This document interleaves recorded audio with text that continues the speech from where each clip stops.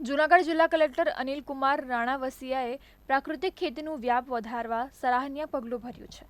દિવસે ને દિવસે રાસાયણિક ખાતરોના વધારે વપરાશથી ખેતીની જમીન બંજર બની રહી છે અને ઉત્પાદિત પાક લોકોના સ્વાસ્થ્યને હાનિકારક સાબિત થઈ રહ્યો છે। ત્યારે ગુજરાતના રાજ્યપાલ દ્વારા આ ગંભીર સમસ્યાનું નિરાકરણ લાવવા માટે ખેડૂતોને જેમ બને તેમ પ્રાકૃતિક ખેતી તરફ વળે તે માટેના ઘણા પ્રયાસો કરવામાં આવી રહ્યા છે।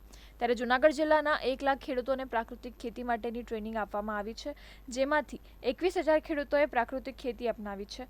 તેમજ જૂનાગઢ જિલ્લા કલેક્ટરે પ્રાકૃતિક ખેતીના સંદેશાને ઘર ઘર સુધી પહોંચાડવા માટે એક નવતર પ્રયોગ શરૂ કર્યો છે, જેમાં જિલ્લા કલેક્ટર કચેરીના પ્રાંગણમાં પ્રાકૃતિક ખેતી હાટ શરૂ કર્યું છે। દર ગુરુવારના સાંજના સમયે ખેડૂતો પોતાના પ્રાકૃતિક શાકભાજી સહિતની ખાદ્ય ચીજવસ્તુઓનું વેચાણ કરી શકે તે માટે વહીવટીતંત્ર દ્વારા નવતર પ્રયોગ કરવામાં આવ્યો છે અને આગામી સમયમાં તાલુકા કક્ષાની ઓફિસોમાં પણ પ્રાકૃતિક કૃષિ હાટ શરૂ કરવામાં આવશે।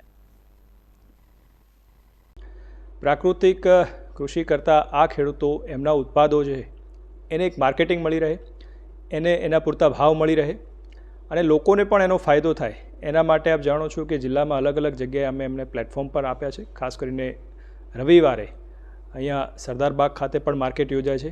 આમાં એક સ્ટેપ આગળ વધીને હવે અઠવાડિયાના એક દિવસ એટલે કે ગુરુવારના દિવસે અમે કલેક્ટર કચેરી ખાતે એક પ્રાકૃતિક કૃષિ હાટનું આયોજન કર્યું છે।